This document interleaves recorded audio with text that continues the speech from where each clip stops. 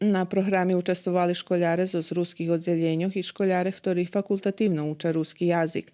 Oni recitovali stihi Melaniji Pavlović, ali i drugih naših poetoh, a privitali ih nastavnica ruskog jazika Marija Samardžić i Irina Papuga spred Društva za ruski jazik, literaturu i kulturu, kotre je i organizator manifestaciji. Na programi učestvovala i Elena Veljković, nastavnica bolharskog jazika z Novoga Sadu, kotra bešedovala o učenju menšinskih jazikov u Vojvodini i ukazala na podobnosti ruskog i bolharskog jazika.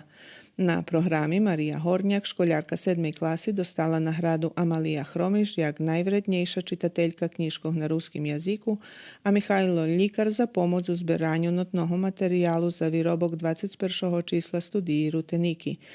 Iz tej nahody Društvo za ruski jazik, literaturu i kulturu školske biblioteki podarovalo svoje najnovše vydanja. Irina Papuga i Elena Veljković včera naščiveli i predškolsku ustanovu Đurđić i dzecom u mišanej grupi dodjeljeli pripoznanja Melaniji Pavlović.